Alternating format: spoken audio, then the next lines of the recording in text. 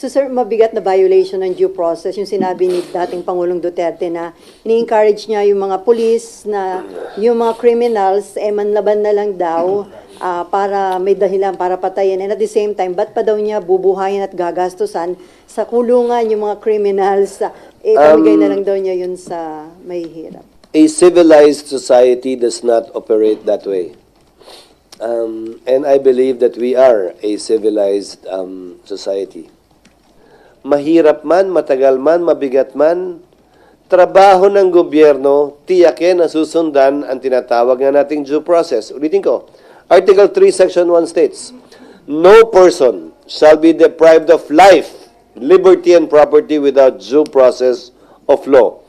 Alam mo man yung ginawa, kailangan mo pa rin bigyan ng pagkakataong mapakinggan, kailangan mo pa rin bigyan ng pagkakataong sumagot.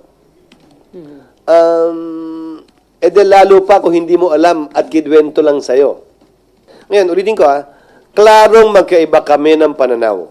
At marahil magkaiba ng pananaw sa marami sa ating mga kababayan.